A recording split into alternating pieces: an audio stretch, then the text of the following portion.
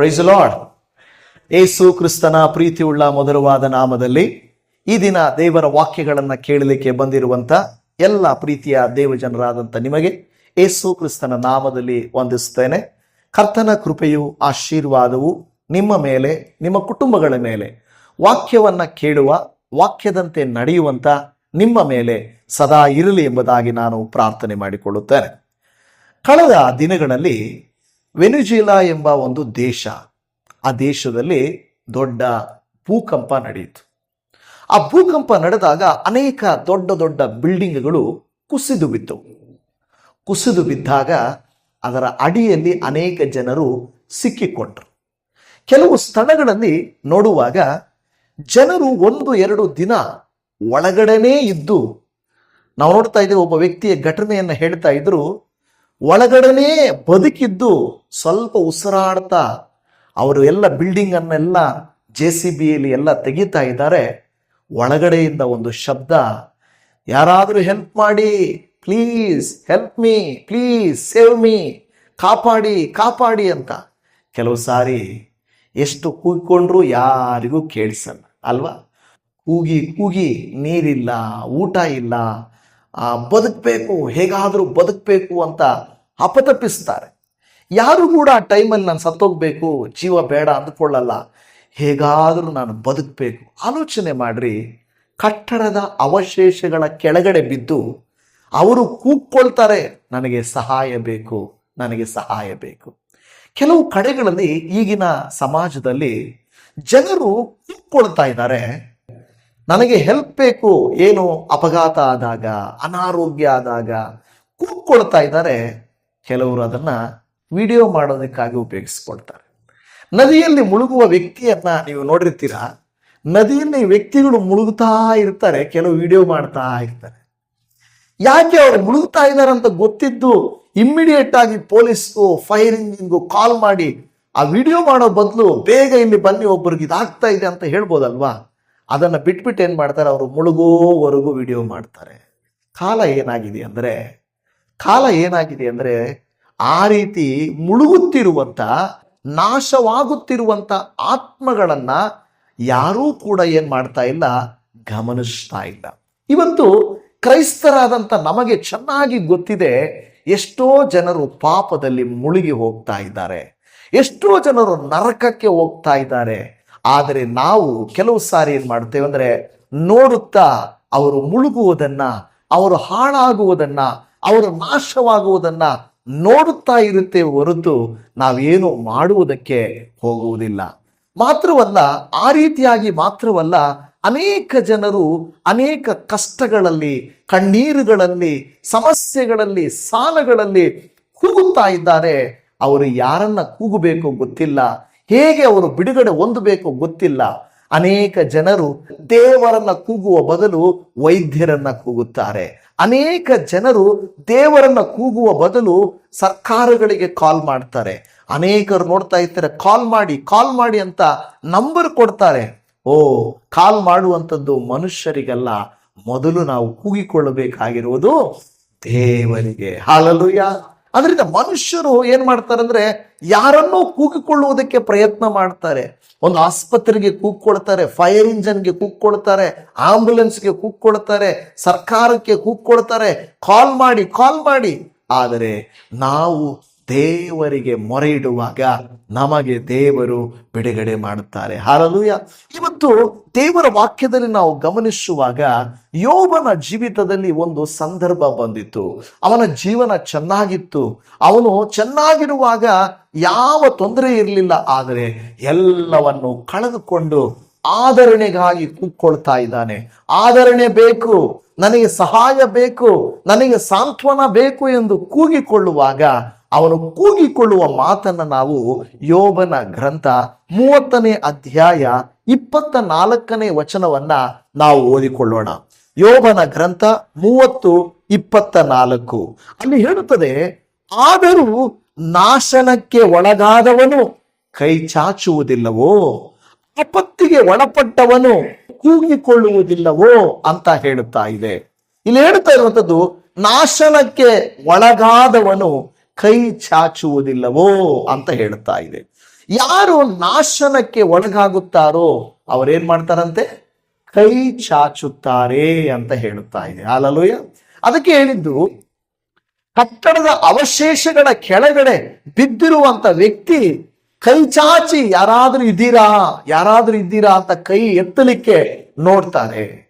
ಯಾರಾದ್ರೂ ನನ್ನನ್ನು ಕಾಪಾಡ್ತಾರಾ ಅಂತ ನೋಡಲು ಪ್ರಯಾಸ ಪಡ್ತಾರೆ.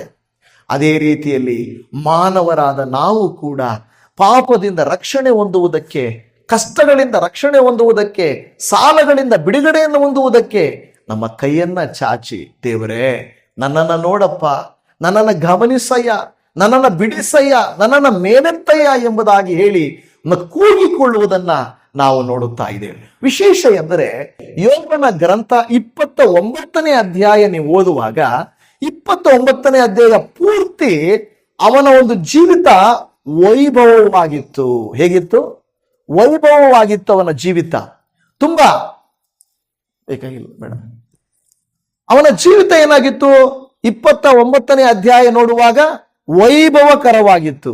ಆದರೆ 30ನೇ ಅಧ್ಯಾಯ ಬಂದಾಗ ಅವನ ಜೀವನ ಏನಾಗಿತ್ತಂದ್ರೆ ದುಃಖಕರವಾಯಿತು.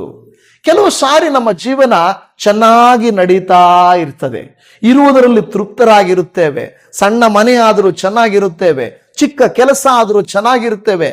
ಆದರೆ ಏನಾಗುತ್ತೆ ಗೊತ್ತಾ?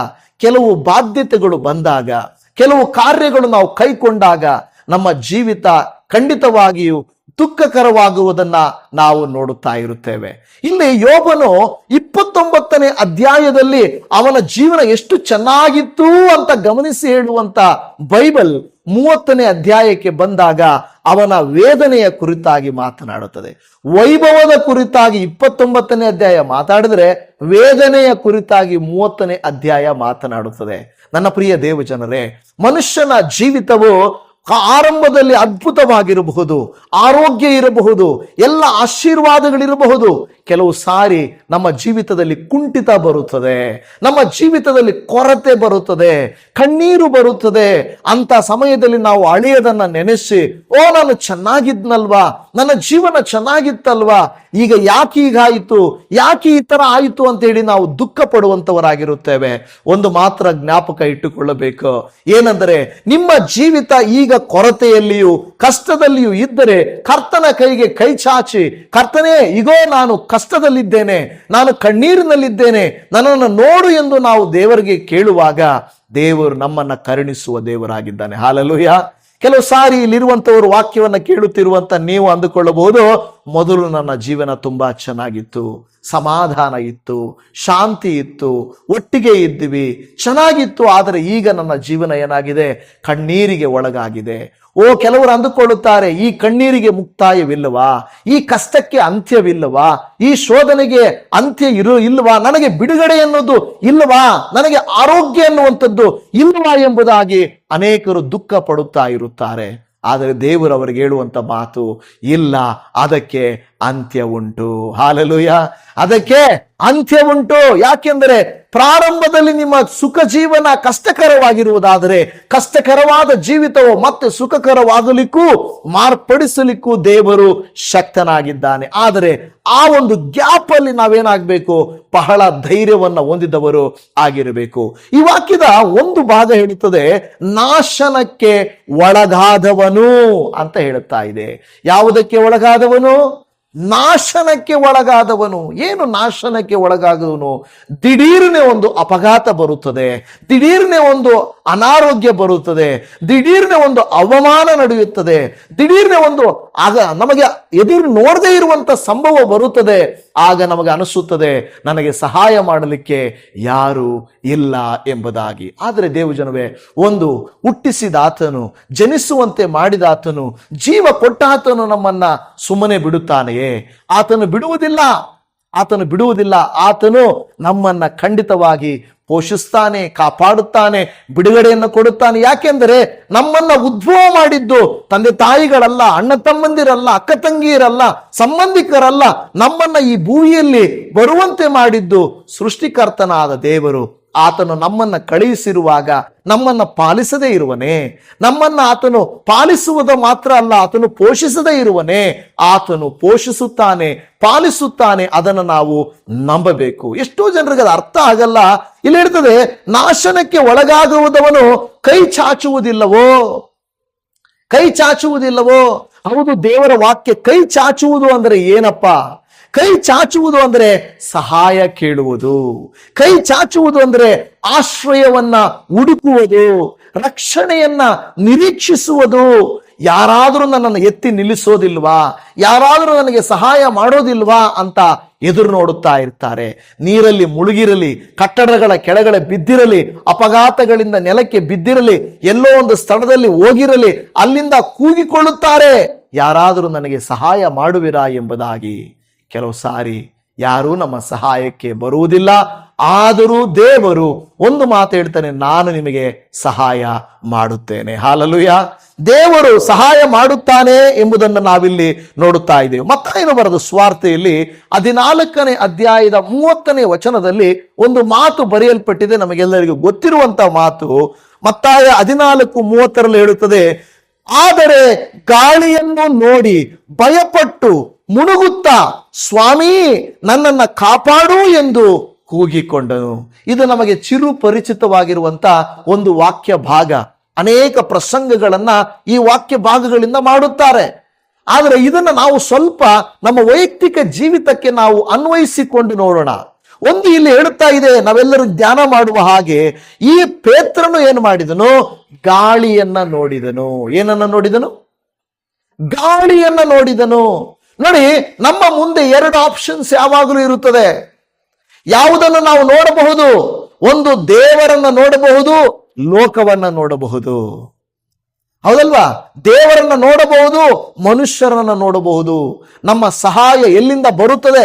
ಒಂದು ಗಾಳಿ ಅಂತ ಹೇಳುವಾಗ ನೀವು ನೋಡ್ತೀರಾ, ಗಾಳಿ ದಿಢೀರ್ನೆ ಬರ್ತದೆ, ಗಾಳಿ ದಿಢೀರ್ನೆ ಇಲ್ಲದೆ ಹೋಗುತ್ತದೆ. ಕಷ್ಟಗಳು ಹಾಗೆ ದಿಢೀರ್ನೆ ಬರ್ತವೆ. ಗಾಳಿ ಒಂದು ಕಡೆಯಿಂದ ಮಾತ್ರ ಬೀಸುತ್ತದ? ಯಾವಾಗಲೂ ಪೂರ್ವದಿಂದ ಮಾತ್ರನೇ ಗಾಳಿ ಬೀಸ್ತದೆ, ನಮಗ್ ಗೊತ್ತಿರುತ್ತೆ. ಯಾವಾಗಲೂ ಗಾಳಿ ಪೂರ್ವದಿಂದಲೇ ಬೀಸ್ತಾ ಇದ್ರೆ ನಾವು ಮನೆಯನ್ನ ಏನ್ ಮಾಡ್ತೇವೆ? ಅದಕ್ಕೆ ತಕ್ಕಂತೆ ಕಟ್ಟಿಕೊಳ್ತೇವೆ, ಕೆಲಸಗಳನ್ನ ಅದಕ್ಕೆ ತಕ್ಕಂತೆ ಮಾಡುತ್ತೇವೆ, ರೋಡ್ಗಳನ್ನ ಅದಕ್ಕೆ ತಕ್ಕಂತೆ ಮಾಡುತ್ತೇವೆ, ವಾಹನಗಳನ್ನ ಅದಕ್ಕೆ ತಕ್ಕಂತೆ ನಡೆಸ್ತೇವೆ. ಆದರೆ ಗಾಳಿ ಯಾವಾಗಲೂ ಪೂರ್ವದಿಂದಲೇ ಬರೋದಿಲ್ಲ. ಗಾಳಿ ಪೂರ್ವದಿಂದ ಬರಬಹುದು, ಪಶ್ಚಿಮದಿಂದ ಬರಬಹುದು, ಉತ್ತರದಿಂದ ಬರಬಹುದು, ದಕ್ಷಿಣದಿಂದ ಬರಬಹುದು, ಯಾವ ಮಾರ್ಗದಿಂದಾದರೂ ಬರಬಹುದು. ಕಷ್ಟಗಳು ಹಾಗೇನೆ, ಸಮಸ್ಯೆಗಳು ಹಾಗೇನೆ ಒಂದೇ ಕಡೆಯಿಂದ ಬರಲ್ಲ, ಒಂದೇ ವಿಧವಾಗಿ ಕೂಡ ಬರಲ್ಲ. ಕೆಲವರಿಗೆ ಆರ್ಥಿಕ, ಕೆಲವರಿಗೆ ಆರೋಗ್ಯ, ಕೆಲವರಿಗೆ ಆತ್ಮಿಕ, ಕೆಲವರಿಗೆ ಸಾಮಾಜಿಕ, ಕೆಲವರಿಗೆ ಅನೇಕ ಮಾನಸಿಕವಾದ ಖಿನ್ನತೆಗಳು, ಅನೇಕ ಕಾರ್ಯಗಳು ಬರುತ್ತವೆ. ನನ್ನ ಪ್ರಿಯ ದೇವಜನರೇ, ದೇವರ ವಾಕ್ಯ ನಮಗೆ ಹೇಳುತ್ತಿರುವಂತ ಮಾತೇನೆಂದರೆ, ನಿಮಗೆ ಗಾಳಿ ಯಾವ ಕಡೆಯಿಂದ ಬರುತ್ತದೋ ಗೊತ್ತಿಲ್ಲ, ಕಷ್ಟಗಳು ಯಾವ ಕಡೆಯಿಂದ ಬರ್ತಾವೋ ಗೊತ್ತಿಲ್ಲ, ಆದ್ರೆ ನೀವು ಸಿದ್ಧರಾಗಿರ್ಬೇಕು. ಹಲ್ಲೆಲೂಯಾ.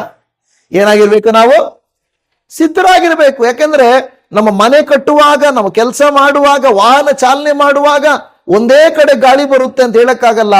ನಾವು ಹುಷಾರಾಗಿ ಜೀವನ ಮಾಡಬೇಕು. ಸಮಸ್ಯೆಗಳು ಬರುತ್ತವೆ, ಅದಕ್ಕೆ ಹುಷಾರಾಗಿ ನಾವು ಎದುರಿಸಿ ನಿಲ್ಲಬೇಕು ಅನ್ನುವಂಥದ್ದು ಮುಖ್ಯವಾದ ಕಾರ್ಯ. ಇಲ್ಲಿ ಗಾಳಿಯನ್ನ ನೋಡಿ ಭಯಪಟ್ಟನು ಪೇತ್ರನು, ಗಾಳಿಯನ್ನು ನೋಡಿ ಭಯಪಟ್ಟನು. ಆದರೆ ಅದೇ ಸಮಯದಲ್ಲಿ ಭಯ ಬಂದಾಗ ದೇವರ ಮೇಲೆ ಮನಸ್ಸಿಡಬೇಕಾಗಿತ್ತಲ್ವಾ? ಆದರೆ ಭಯ ಬಂದಾಗ ದೇವರ ಮೇಲೆ ದೇವರನ್ನ ನೋಡ್ಲಿಲ್ಲ, ಅವನು ಗಾಳಿಯನ್ನ ನೋಡ್ದ. ಅದರರ್ಥ ನಾವು ಯಾವುದನ್ನು ನೋಡುತ್ತೇವೋ ಅದೇ ನಮ್ಮನ್ನ ಆಳ್ವಿಕೆ ಮಾಡುತ್ತದೆ. ನೀವು ಮೊಬೈಲನ್ನು ತಗೊಂಡು ಮೊಬೈಲಲ್ಲಿ ಏನ್ ಮಾಡ್ತೀರಾ? ಯಾವುದೋ ಒಂದು ನೋಡ್ತೀರಾ. ಉದಾಹರಣೆಗೆ ದೇವರ ವಾಕ್ಯವನ್ನ ನೀವು ನೋಡ್ತಾ ಮತ್ತೆ ದೇವರ ವಾಕ್ಯವನ್ನು ನೋಡ್ತಾ ಮತ್ತೆ ದೇವರ ವಾಕ್ಯವನ್ನು ನೋಡ್ತಾ ಇದ್ರೆ ನಿಮಗೆ ದೇವರ ವಾಕ್ಯವನ್ನೇ ಯೂಟ್ಯೂಬ್ ತೋರಿಸ್ತದೆ. ಯಾಕೆಂದ್ರೆ ಇವರಿಗೆ ದೇವರ ವಾಕ್ಯನೇ ಇಷ್ಟ ಅನ್ನೋದು ತೋರಿಸ್ತದೆ. ಆದ್ರೆ ನಾವೇನಾದ್ರೂ, ನೀವು ತೆಲುಗು ನೋಡ್ತಾ ಇದ್ರು, ತೆಲುಗು ಯಾವುದೋ ಸಿನಿಮಾ ನೋಡ್ತಾ ಇದ್ರೆ ತೆಲುಗು ವಿಡಿಯೋಗಳೇ ನಿಮಗೆ ತೋರಿಸ್ತದೆ, ಕನ್ನಡ ವಿಡಿಯೋಗಳೇ ನಿಮಗೆ ತೋರಿಸ್ತದೆ. ಕ್ರಿಕೆಟ್ ನೀವು ನೋಡ್ತಾ ಇದ್ರೆ ಕ್ರಿಕೆಟ್ವೇ ತೋರಿಸ್ತದೆ. ಯಾಕೆಂದ್ರೆ ಅದಕ್ಕೆ ಒಂದು CEO ಅಂತಿದೆ, ಸರ್ಚ್ ಇಂಜಿನ್ ಅಂತಿದೆ. ಆ ಯೂಟ್ಯೂಬ್ಗಾಗ್ಲಿ ಬರೀ ಸೋಷಿಯಲ್ ಮೀಡಿಯಾಗೆ ಗೊತ್ತಾಗುತ್ತೆ ಇವ್ರಿಗೆ ಇಂಟ್ರೆಸ್ಟ್ ಏನು, ಇವ್ರಿಗೆ ಏನ್ ಬೇಕು ಅಂತ ಗೊತ್ತಾಗಿ ಆಟೋಮೆಟಿಕಲಿ ಅಂತಹದೇ ವಿಡಿಯೋಗಳನ್ನು ನಿಮಗೆ ತೋರಿಸುತ್ತದೆ. ಅದೇ ರೀತಿಯಲ್ಲಿ ಲೋಕ ಏನ್ ಮಾಡುತ್ತದೆ ಅಂದ್ರೆ, ನಾವು ಯಾವುದನ್ನು ಆಯ್ಕೆ ಮಾಡಿಕೊಳ್ಳುತ್ತೇವೋ, ಯಾವುದನ್ನು ನಾವು ನೋಡುತ್ತೇವೋ ಅದೇ ನಮಗಾಗುತ್ತದೆ. ನೀವು ಯಾರ ಜೊತೆ ಇರ್ತೀರಾ, ಯಾವ ರೀತಿ ನಡ್ಕೊಳ್ತೀರಾ, ಯಾವ ರೀತಿಯಾದಂತ ಕಸುಬನ್ನ ನೀವು ಆಯ್ಕೆ ಮಾಡಿಕೊಳ್ಳುತ್ತೀರಾ, ಅದೇ ನಿಮ್ಮನ್ನ ಆಳ್ವಿಕೆ ಮಾಡುತ್ತದೆ. ಹಾಗಾದರೆ ಇವತ್ತು ನಮ್ಮ ದೃಷ್ಟಿ ಪ್ರತಿನಿತ್ಯ ದೇವರೇ ಆಗಿರುವುದಾದರೆ ನಮ್ಮನ್ನ ಏನು ಮಾಡಲಿಕ್ಕೆ ಸಾಧ್ಯ ಇಲ್ಲ. ಆದರೆ ಕೆಲವು ಸಾರಿ ಕ್ರೈಸ್ತರಾಗಿರುವಂತ ನಾವು ದೇವರನ್ನ ಪಾರ್ಟ್ ಟೈಮ್ ಆಗಿ ಇಟ್ಕೊಳ್ತೇವೆ, ಫುಲ್ ಟೈಮ್ ಆಗಿ ಇಟ್ಕೊಳ್ಳಲ್ಲ. ಏನು ಪಾರ್ಟ್ ಟೈಮ್ ಆಗಿ, ಎಲ್ಲಾ ಕೆಲಸ ಕಾರ್ಯ ಕಷ್ಟ ಸುಖ ಎಲ್ಲ ಹೋದ್ಮೇಲೆ ದೇವರಿಗೊಂದು ಸ್ವಲ್ಪ ಸಮಯ ಕೊಡೋಣ, ಒಂದು 5-10 ನಿಮಿಷ ಕೊಡೋಣ. ನೋ, ದೇವರಿಗೆ ನಮ್ಮ ಜೀವನವನ್ನೇ ಕೊಡಬೇಕು. ದೇವರು ನಮ್ಮ ಜೀವನದಲ್ಲಿ ನಮ್ಮ ಜೀವನವೇ ದೇವರಾಗಿರ್ಬೇಕು ಹೊರತು ನಮ್ಮ ಜೀವನದಲ್ಲಿ ದೇವರೊಂದು ಭಾಗ ಆಗಿರಬಾರ್ದು. ದೇವರ ಕೃಪೆ ಇಲ್ಲದೆ, ದೇವರ ಸಹಾಯ ಇಲ್ಲದೆ ಕ್ಷಣ ಮಾತ್ರವೂ ನಾವು ಜೀವಿಸಲಿಕ್ಕೆ ಸಾಧ್ಯವಿಲ್ಲ, ಉಸಿರಾಡಲಿಕ್ಕೆ ಸಾಧ್ಯ ಇಲ್ಲ. ಆದ್ರಿಂದ ಇಲ್ಲಿ ದೇವರ ವಾಕ್ಯ ಹೇಳ್ತಾ ಇರುವಂತ ಮಾತು, ನಾವು ಯಾವುದನ್ನು ನೋಡ್ತಾ ಇದ್ದೇವೆ? ಅನೇಕ ಸಾರಿ ಆದಾಯವನ್ನು ನೋಡುತ್ತೇವೆ, ಆಶೀರ್ವಾದವನ್ನು ನೋಡುತ್ತೇವೆ, ಮನುಷ್ಯರನ್ನ ನೋಡುತ್ತೇವೆ, ಇದನ್ನೇ ನೋಡ್ತಾ ಇರ್ತೇವೆ. ದೇವರು ಹೇಳ್ತಾನೆ, ನೀನು ಗಾಳಿಯನ್ನ ನೋಡಬೇಡ, ಭಯಪಡ್ತೀಯ. ಗಾಳಿಯನ್ನ ನೋಡಬೇಡ, ಭಯಪಡ್ತೀಯ. ನಿನ್ನನ್ನು ಕುಗ್ಗಿಸ್ತದೆ. ಮನುಷ್ಯರ ಮಾತುಗಳನ್ನು ಕೇಳಿಸ್ಕೊಳ್ರಿ, ಅಯ್ಯೋ ನಿನ್ನ ಕೈಯಲ್ಲಿ ಆಗಲ್ಲ, ನಿಮ್ಮ ಮನೆನ ನಡೆಯಲ್ಲ, ನಿಮ್ಮ ಮಕ್ಕಳ ಆಗಲ್ಲ. ನಾವೇನಾದ್ರೂ ಕೇಳಿದ್ರೆ, ಯಾರನ್ನಾದ್ರೂ ಕೇಳಿದ್ರೆ, ಇಲ್ಲ ನಿಮ್ಮ ಮಕ್ಕಳು ಮಾಡ್ತಾರೆ, ನಿಮ್ಮ ಕೈಯಲ್ಲಿ ಆಗುತ್ತೆ ಅಂತ ಹೇಳಲ್ಲ ಅವರು. ಆ ಬಿಸ್ನೆಸ್ಸಾ, ಈ ಕಾಲದಲ್ಲಿ ಎಲ್ಲಿ ಬಿಸ್ನೆಸ್ ಆಗುತ್ತೆ? ವಿದ್ಯಾಭ್ಯಾಸ ನೋಡಿ, ಈ ಓದಿ ಯಾರು ಉದ್ಧಾರ ಆಗವ್ರೆ ಅಲ್ವಾ? ಹೋಗಿ ಇದು ಕೆಲಸ ಮಾಡಿ, ಈ ಬೆಳೆ ಹಾಕ್ರಿ, ಅಯ್ಯೋ ಆ ಬೆಳೆಗೆ ಏನಂತಾರೆ, ಜಾಸ್ತಿ ರೋಗ ಜಾಸ್ತಿ ಅಲ್ವಾ? ಏನೇ ಹೇಳಿ ಜನರೇನ್ ಮಾಡ್ತಾರೆ, ಅದಕ್ಕೊಂದು ಇಲ್ಲ ಬೇಡ. ಅಂದರೆ ನಾವು ನಮ್ಮ ಆಲೋಚನೆಗಳನ್ನ ಮನುಷ್ಯರ ಆಧಾರದ ಮೇಲೆ ನೋಡುವುದಲ್ಲ, ದೇವರ ದೃಷ್ಟಿಯಿಂದ ನಾವು ನೋಡಬೇಕು. ದೇವರ ದೃಷ್ಟಿ, ದೇವರ ನೋಟ ನಮ್ಮನ್ನ ಬಲಪಡಿಸ್ತದೆ ಹೊರತು ಮನುಷ್ಯರ ಮಾತುಗಳಲ್ಲ. ನೀವು ಮನುಷ್ಯರನ್ನ ಏನಾದರೂ ಆಧಾರ ಮಾಡಿಕೊಂಡ್ರೆ ಅವ್ರು ಹೇಳ್ತಾರೆ, ಈ ವಾರ ಚರ್ಚ್ಗೆ ಏನಕ್ಕೆ ಹೋಗ್ತೀಯ ಬಿಡು, ಇವತ್ತು ಯಾಕೆ ಅದು ವಿಡಿಯೋ ನೋಡ್ತೀಯ ಬಿಡು, ಇವತ್ತು ಯಾಕೆ ಅದು ಮಾಡ್ತೀಯ ಬಿಡು. ಅಂದ್ರೆ ನಮ್ಮ ಜೀವಿತದಲ್ಲಿ ದೇವರಿಗೆ ಕೊಡಬೇಕಾಗಿರುವಂಥದ್ದನ್ನು ಲೋಕ ಸೆಳೆದುಕೊಂಡ್ಬಿಡ್ತದೆ. ದೇವರು ಹೇಳುವಂಥದ್ದು, ಇಲ್ಲಿ ಹೇಳಿದದು, ಗಾಳಿಯನ್ನ ನೋಡಿ ಭಯಪಡಬೇಡ, ಲೋಕವನ್ನ ನೋಡಿ ಭಯಪಡಬೇಡ, ನಿನ್ನ ಪರಿಸ್ಥಿತಿಗಳನ್ನು ನೋಡಿ ನೀನು ಭಯಪಡಬೇಡ. ಅಂತ ಸಮಯದಲ್ಲಿ ಇಲ್ಲಿ ಹೇಳ್ತಾ ಇರುವಂತ ಮಾತೇನಂದ್ರೆ, ನೀನು ದೇವರ ಕಡೆಗೆ ನಿನ್ನ ಕೈ ಎತ್ತಿ ನೀನು ಸಹಾಯವನ್ನ ಕೇಳಬೇಕು. ಇನ್ನು ಹೇಳ್ತಿರುವಂತ ಮಾತು ಮುಂದೆ ಹೇಳ್ತದೆ, ಮುಳುಗುತ್ತಾ. ಇವತ್ತು ಎಷ್ಟೋ ಜನ ನಾವು ಎಷ್ಟೋ ಕಾರ್ಯಗಳಲ್ಲಿ ಮುಳುಗುತ್ತಾ ಇದ್ದೇವೆ ಅಲ್ವಾ?